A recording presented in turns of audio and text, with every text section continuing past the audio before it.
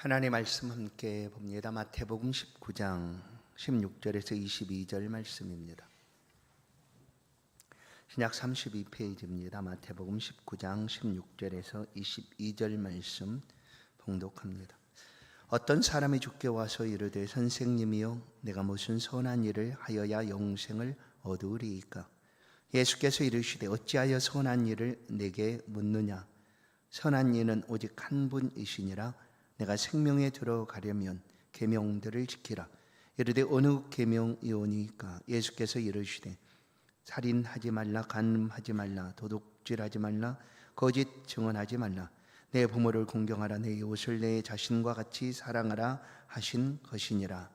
그 청년이 이르되 이 모든 것을 내가 지키어 싸운데 아직도 무엇이 부족하니까? 예수께서 이르시되 내가 온전하고자 할진대 가서 내 소유를 팔아 가난한 자들에게 주라. 그리하면 하늘에서 보화가 내게 있으리라. 그리고 와서 나를 따르라 하시니 그 청년이 재물이 많음으로 이 말씀을 듣고 근심하며 가니라. 아멘. 함께 인사하십시다. 하나님은 당신을 사랑하십니다. 아멘.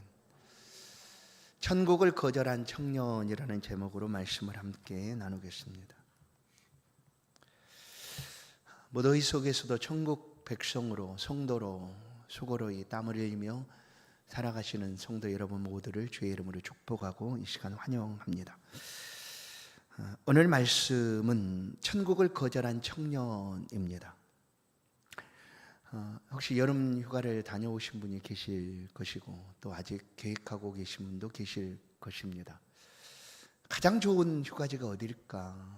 가보지 않았어도 또 사람들의 입을 통하여 가장 최고의 휴가지를 수식할 때 표현할 때 이렇게 말합니다. 지상 낙원 같다, 천국 같다라고 최고의 휴가지를 그렇게 소개를 하고 이야기를 합니다. 천국을 소망하고 있는 우리들에게는 가장 아름다운 것이 바로 천국입니다. 그 어떤 것과 바꿀 수 없고 비교할 수 없는 그런 천국이 우리 안에 있습니다. 이 천국을 소망하는 우리가 이 아름다운 천국을 거절할 수가 있을까? 누가 그 천국을 거절하겠는가?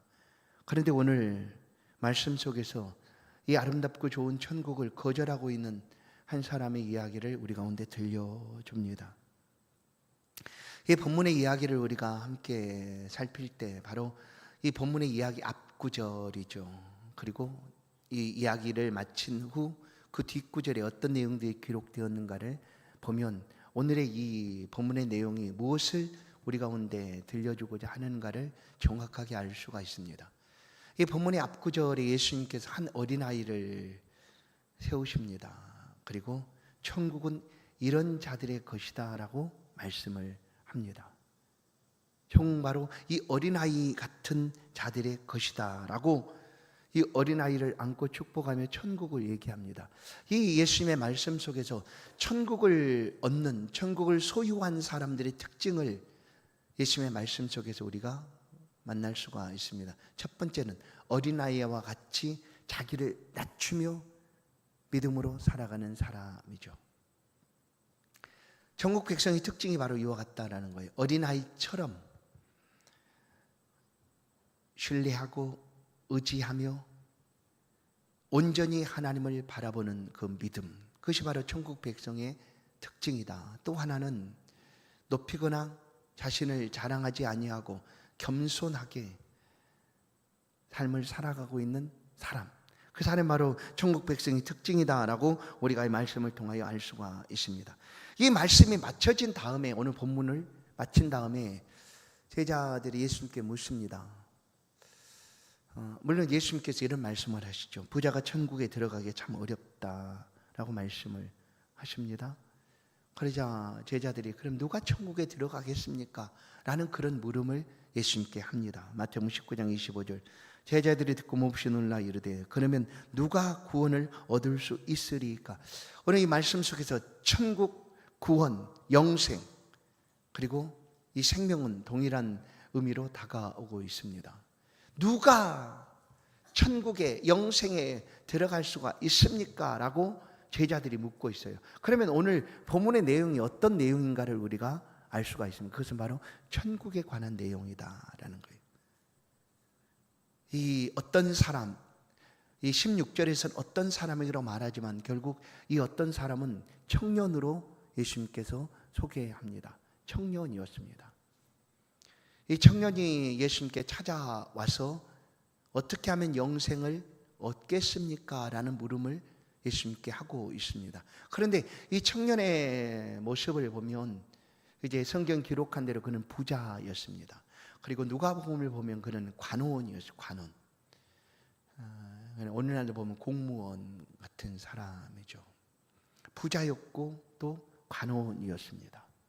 그리고 그가 자신을 얘기하는 것처럼 종교적으로나 도덕적으로 그야말로 흠이 없이 깨끗하게 삶을 살아왔던 사람입니다. 이 예수님께 찾아온 사람. 그런데도 모든 것을 갖추고 또 부족함 없이 살 것 같은데도 그 마음속에 공허함이 있었다라는 거예요. 그래서 예수님께 찾아와서 어떻게 하면, 내가 무엇을 하면 영생을 얻을 수가 있겠습니까? 라고 묻고 있는 거예요. 무엇을 하면 영생을 얻을까라고 예수님께 찾아온 이 청년의 모습. 16절을 보시면 어떤 사람이 주께 와서 이르되 선생님, 내가 무슨 선한 일을 하여야 영생을 얻으리까라고 부자 청년이 묻고 있습니다. 많은 사람들이 이 구원이나 영생, 천국에 대해 관심이 없습니다. 그런데 이 사람은 이 천국에 대한 관심을 가졌다라는 것이 굉장히 중요한 일이죠. 우리도 역시 이와 같은 천국에 관심을 갖습니다. 이 구원의 삶에 관심을 갖습니다. 영생에 관심을 갖고 있습니다. 그래서 주 예수 그리스도를 바라보고 그 길을 걷고 있는 것이죠. 영생에 대한 관심을 갖는다는 것이 얼마나 중요한가. 요한복음 3장을 보면 예수님께 찾아왔던 한 관원이 있습니다. 역시 공무원이죠. 그의 이름은 니고데모라는 사람입니다. 예수님께 자신의 위치와 자신의 모습이 다른 사람에게 비춰지기를 원하지 않았는지 밤중에 찾아왔다라고 얘기합니다. 밤중에 찾아와서 예수님께 이렇게 이야기를 대화 가운데서 예수님께서 이 니고데모에게 물과 성령으로 거듭날 수가 있다, 거듭나지 않고는 하나님 나라를 볼 수가 없다라는 말을 예수님께서 하시자 이 니고데모는 그러면 어떻게 거듭납니까? 나는 이미 태어났는데 내가 다시 어머니의 모태로 들어가서 다시 나와야 합니까? 하는 그런 실제적인 이야기를 하죠. 그때 예수님 물과 성령이다라고 얘기합니다. 우리가 거듭나는 것은, 예수를 믿는 것은 이 물과 성령으로 예수를 믿게 되는 것이다 라는 거예요. 그래서 이 니고데모가 이 이야기를 듣고 어떻게 했을까? 요한복음 3장은 거기서는 이제 그가 예수를 믿었다 아니면 예수를 따랐다 이런 표현이 없습니다. 오늘 본문에 말하고 있는 이 부자 청년처럼 근심하며 돌아갔다라는 그런 이야기도 없습니다. 이 니고데모는 예수님과 만남을 통하여 예수를 믿게 된 것이죠. 그리고 요한복음 20장인가요? 그 예수님께 십자가에 죽으시고 장사 지내는 그 장면에서 이 니고데모가 한번 등장을 합니다. 예수님의 시신을 장사했던 아리마대 사람 요셉, 그 요셉의 새 무덤에 장사될 그때에 이 니고데모가 유향과 침향 섞은 것을 아주 많이 가져와서 예수님의 시신의 장례를 치러준 사람으로 소개가 됩니다. 그러니까 이 니고데모는 예수님과 만남을 통하여 그가 가졌던 그 천국의 관심을 갖고 천국의 백성의 삶을 살아가게 되었다라는 것을 알 수가 있습니다. 이게 이 청년을 보시면 본문에 이야기하고 있는 청년이 있습니다. 누구도 부러워할 만한 그런 지위도 있었고 재물도 많이 가진 청년이었습니다. 그런데 이 청년이 영생에 곧 천국에 관한 관심을 갖게 되었다라는 거예요. 그런데 오늘 본문의 내용 속에서 이렇게 예수님과 대화를 통해서 보면 이 청년은 영생에 대한 관심을 가진 것 같아 보이지만 실상은 예수님께 자기의 삶을, 나는 이런 사람이에요, 내가 이렇게 완벽한 삶을 살고 있는 사람이에요, 그러니 이 정도 삶을 살아가면 나는 당연히 영생을 얻는 것 아니겠습니까? 하고 자기의 삶을 자랑하러 온 사람 같은 그런 이야기를 하고 있습니다. 예수님과 대화 속에서 이 청년이 하고 있는 이야기를 통하여 그렇게 우리가 볼 수가 있다라는 거예요. 16절을 보시면 내가 무슨 선한 일을 하여 영생을 얻으리까? 말씀드린 대로 이 청년은 자신의 삶에 아주 철저했던 것 같습니다. 그리고 종교적으로 도덕적으로 흠이 없을 만큼 그렇게 삶을 살아가고 있었던 사람이었습니다. 그래서 영생을 얻는 것도 자신이 무언가를 해야지만 얻을 것이다. 그러나 이제 나는 내 모든 삶들을 내가 통해서 볼 때 내가 이런 삶을 살았으니 나는 영생을 얻는 것이 당연한 것 아닙니까? 라고 지금 예수님께 자신의 삶을 보여주고 자랑하고자 하고 있다라는 것을 보게 됩니다. 그러자 예수님께서 이 청년에게 말하고 있죠. 내가 생명에 들어가려면 계명들을 지키라. 그랬더니 기다렸다는 듯이 나는 모든 것을 다 지켰습니다라고 얘기하죠. 나는 이 모든 것을 다 지켰는데 더 무엇이 필요합니까? 라고 얘기해요. 여러분, 우리의 삶을 이렇게 하나님 앞에 자신 있게 드러낼 수 있는 사람이 있을까요? 바울 사도도 나는 죄인 중에 괴수다라고 하나님 앞에 자신을 고백하고 있는데, 이 바울 사도도 처음에는 나는 아무런 흠이 없고 율법으로 흠을 잡을 만한 그런 일을 한 적도 없다 하고 했던 바울이었지만, 하나님 앞에서 자신을 보니 나는 죄인 중에 괴수다. 그 무슨 죄를 지었습니까? 네. 그런데도 자기를 그렇게 고백하고 있습니다. 그런데 이 부자 청년은 예수님 앞에서 나는 이 모든 것을 다 지켰습니다. 영생에 들어가려면 계명을 지키라 라고 말하자 나는 모든 것을 다 지켰습니다, 나는 율법을 다 지켰습니다 하는 것과도 같죠. 그런데 내게 더 무엇이 필요합니까? 부족한 것이 더 있습니까? 라고 자신 있어 합니다. 그러나 성도 여러분, 오늘 우리가 이 말씀을 통하여 분명한 진리를 한 가지 듣게 되는 것은 이것입니다. 우리의 구원은 율법을 완벽하게 다 지킨다 할지라도 구원이 이루어지는가?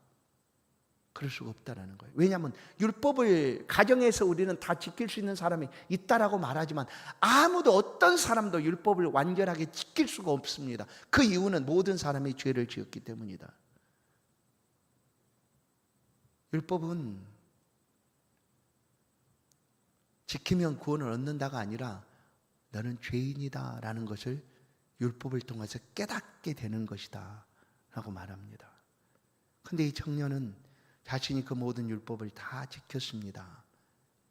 내게 더 무엇이 필요합니까? 그래, 내게 구원이, 영생이 당연한 것 아닙니까? 라고 묻고 있는 거예요. 그러니까 결국 영생에 대한 관심을 갖고 있었지만 나 정도 되면 나는 영생을 얻을 충분한 사람이 되는 것 아니냐 하고 예수님 앞에 자신의 삶을 지금 자랑하고 있다라는 거예요.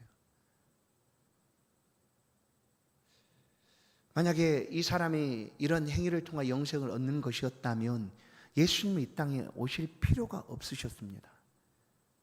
예수님의 희생, 예수님의 대속의 죽음은 헛된 죽음밖에 될 수가 없었습니다. 왜냐하면 그 죽음이 아니어도 율법을 지킨 사람에게 영생을 얻게 되는 그런 길이 있다면 예수님이 굳이 우리 가운데 오실 필요가 없으셨죠. 근데 예수님 오셨습니다. 왜냐하면 아무도 율법으로는 구원을 얻을 수 없기 때문입니다. 율법을 더 알고 알면 바울이 고백한 것처럼 나는 죄인 중에 괴수입니다라고 고백할 수밖에 없다라는 거예요.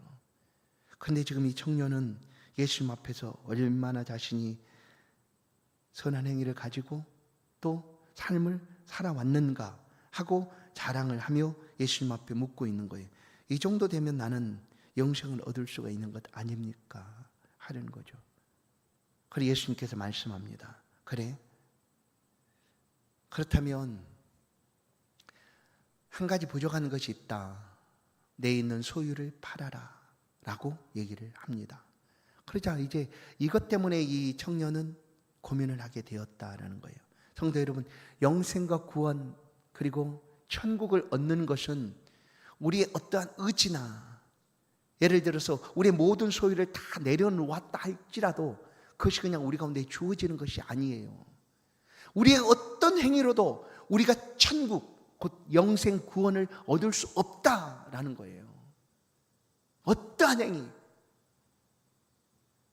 우리 행위는 영생을 얻는데 아무런 소용이 없습니다.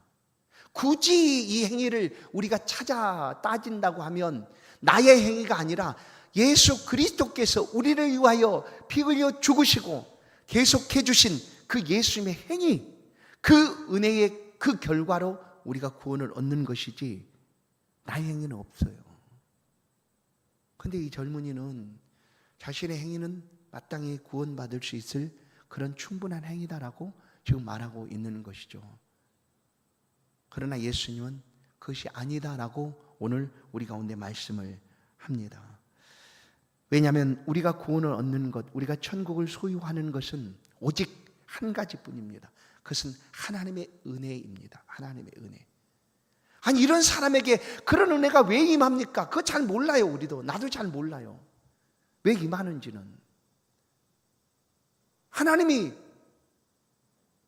내가 태어나기도 전에, 내가 사람의 모양도 갖추기도 전에 이미 나를 택하시고 그런 택한 나를 은혜 주셔서 구원으로 인도하신다라는 것 외에는 알 수가 없어요.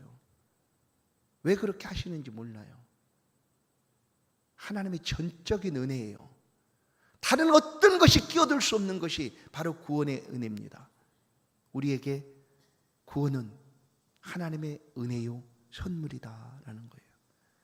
에베소 2장 8절 9절 말씀을 보시면 너희는 그 은혜에 의하여 믿음으로 말미암아 구원을 받았으니 이것은 너희에게서 난 것이 아니요 하나님의 선물이라. 행위에서 난 것이 아니니 이는 누구든지 자랑하지 못하게 함이니라 이거예요. 자랑할 것이 없어요. 나는 이러이러해서 천국을 소유했습니다. 나는 이런 행위를 가져서 나는 구원을 얻었습니다라고 우리가 자랑할 것이 우리 안에는 없다라는 거예요. 모든 사람이 자랑할 수가 없어요. 왜냐하면 이것은 하나님이 주신 은혜이기 때문입니다. 하나님이 전적으로 주시는 선물이기 때문이다라는 거예요. 그런데 이 부자 청년은 이 영생을 자기가 살아왔던 삶의 결과처럼 얻을 수 있을 거라고 여긴 거예요. 충분히. 이 정도로 선한 일을 했으면 나는 영생을 얻어야지 맞죠. 계명을 지켜라. 그거요. 나 다 지켰다니까요.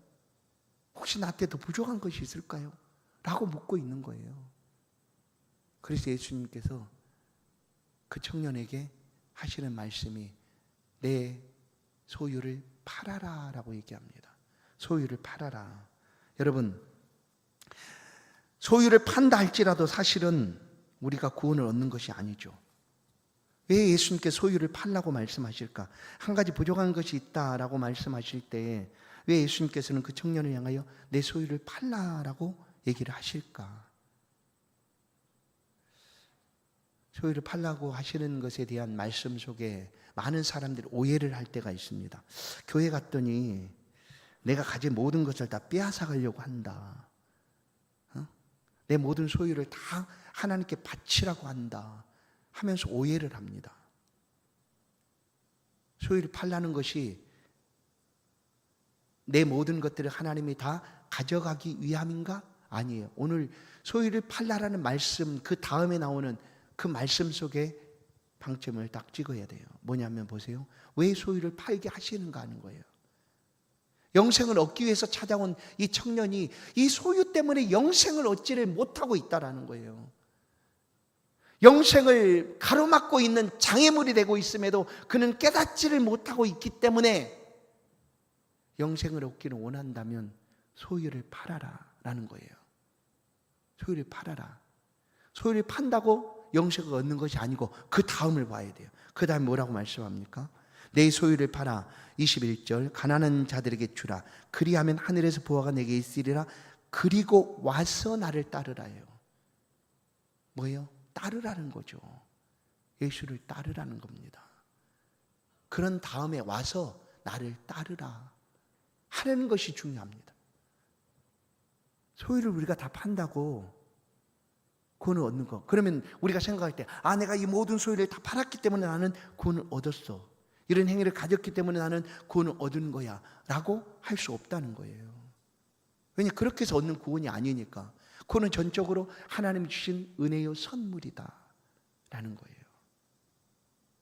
구원은 하나님의 은혜의 선물이고, 그 은혜를 받은 사람은 반드시 예수 그리스도를 따르는 믿음의 삶을 살아가게 된다. 예수님을 따랐던 제자들을 향하여 예수님 첫 마디가 무엇입니까? 나를 따라오려거든 자기를 부인하고예요.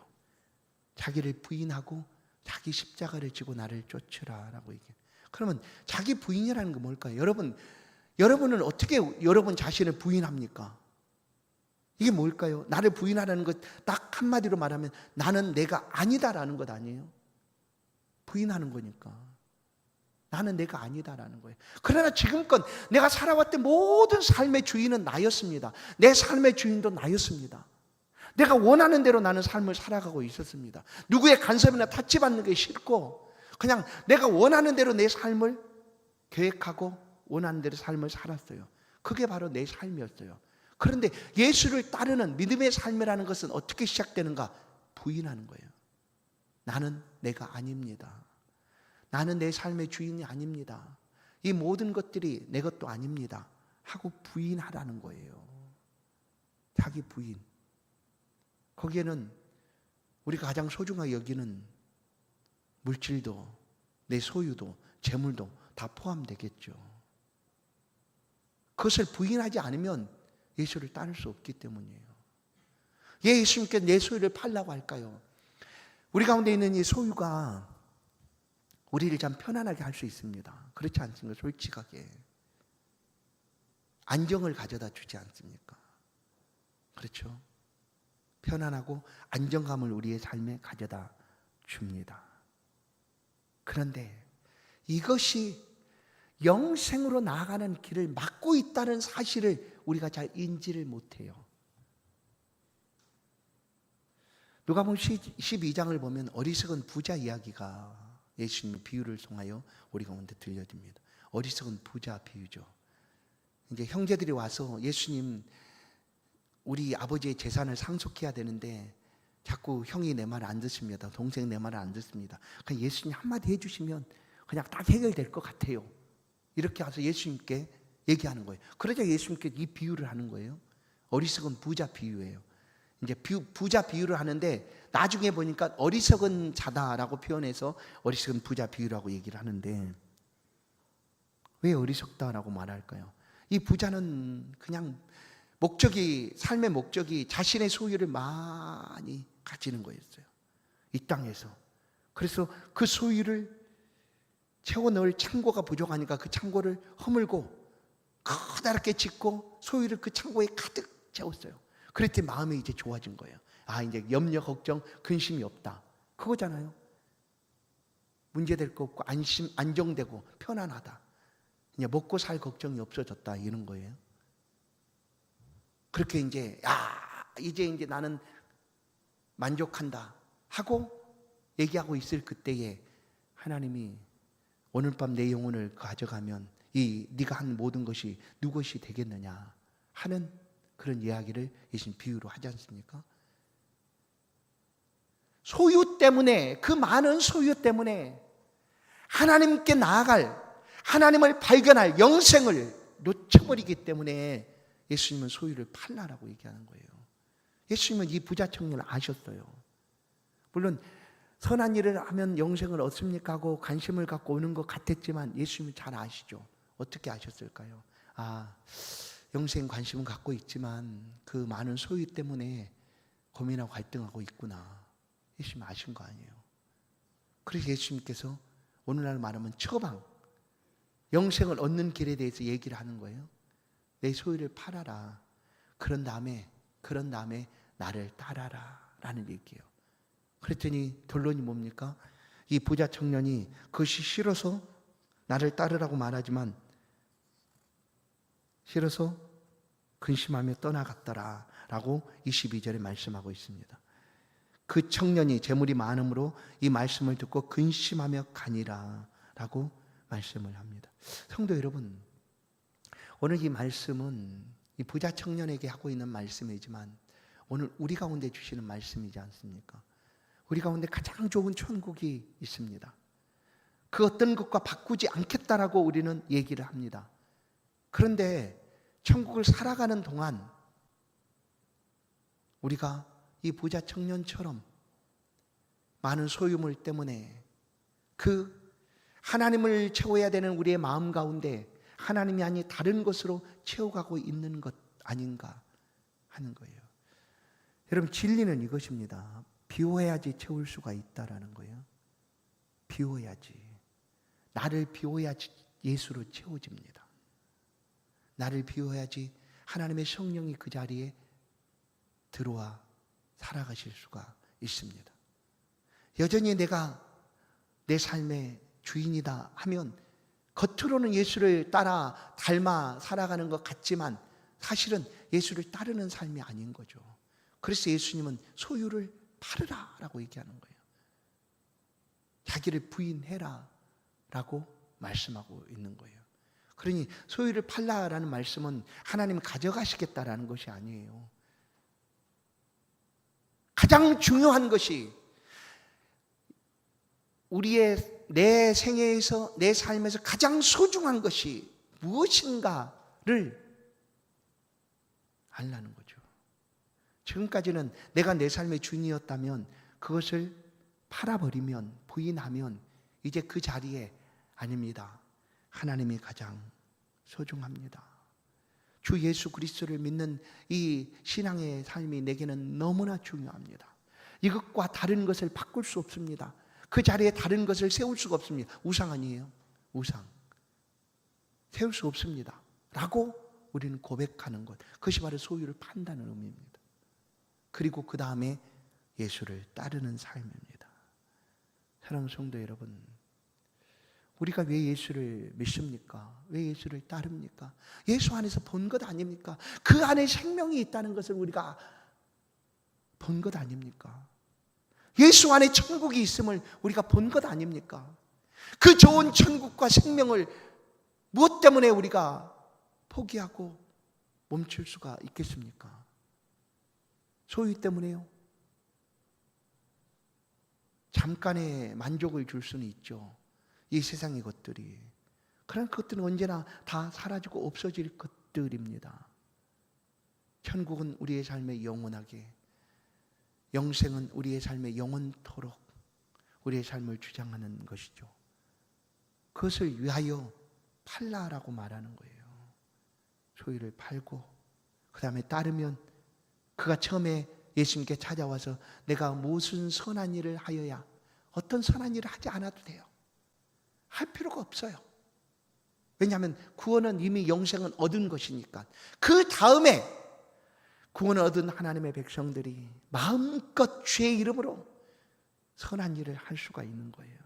마음껏 하나님의 사랑을 나눠주고 천국을 전해주고 또 선한 많은 일들을 손을 펴서 구제하고 나누고 섬겨줄 수 있다는 거예요. 그런데 그 단계로 가기 전에 이 부자 청년은 멈춰버리고 말았다라는 거예요. 무엇 때문에? 그의 소유가 너무나 많았기 때문이다. 그래서 자신의 소유를 내려놓을 용기도 없었습니다. 포기할 그런 마음도 전혀 없었습니다. 왜냐하면 그것들이 자신의 삶에 안정감을 주고 편안함을 주고 그리고 만족감을 주니까. 그런데 예수님은 그것을 내려놓고 영생을 얻으라라고 얘기합니다. 하나님이 주시는 그 영생의 선물을 얻으라라고 말하지만 그 소유물로 인하여 그는 영생을 얻는 장애물이 되고 하나님보다 더 소중하게 여기는 그의 우상이 되고 말았다라는 것입니다. 성도 여러분, 예수보다 더 중요한 것이 있을까? 더 소중한 것이 있을까? 그러면 그것이 내 삶의 우상이 됩니다. 내려놓으십시다. 그리고 주님이 하신 말씀처럼 우리의 모든 보물이 천국에 있다라는 그런 주님의 말씀처럼 내 보물이 있는 곳에 내 마음도 있느니라. 천국을 소망하며 살아가십시다. 천국은 잠깐 있다가 없어지는 것이 아니며 영원토록 가장 아름답고 가장 좋고 가장 소망하는 곳, 그것이 바로 우리의 천국입니다. 이 천국을 무엇으로 바꿀 수가 있겠습니까? 천국이 확실해지면 마태복음 13장에 있는 비유처럼 모든 소유를 다 팔고 천국을 사는 것 아닙니까? 그렇게 우리가 예수를 믿고 따르는 삶을 살아가고 있지 않습니까? 사랑하는 성도 여러분, 혹시 다시 한번 시간이 지나서 이 믿음이 흐려졌다면 돌아보십시다. 그리고 닦아내십시다. 천국을 더 확실하게 바라보십시다. 천국보다 더 소중한 것이 없습니다. 고백하며 천국의 삶을 살아가십시다. 천국을 소망하며 살아가는 성도들의 삶에 하나님의 은혜와 위로와 은총이 가득하기를 주의 이름으로 간절히 축원합니다. 하나님 감사합니다. 우리의 삶의 자리를 늘 도우시고 지키시고 또 하나님을 예배하는 복된 자리로 인도해 주시니 감사합니다. 이 땅 이것으로 채울 수 없는 한 가지 천국의 자리, 영생의 자리, 구원의 자리, 하나님의 시간 우리 가운데 찾아오셔서 좌정하여 주시고 우리 하나님이 되어주시니 감사합니다. 일평생 이 믿음의 길을 우리가 신실하게 걸어갈 수 있도록 혹시 주 예수보다 하나님보다 더 좋아하고 사랑하는 것이 있지 아니한지 다시 한번 생각하고 닫고 다듬어 오직 주만을 높이는 우리의 삶이 될 수 있도록 은혜 베풀어 주옵소서. 예수 그리스도의 이름으로 기도하옵나이다. 아멘. 찬송 594장입니다.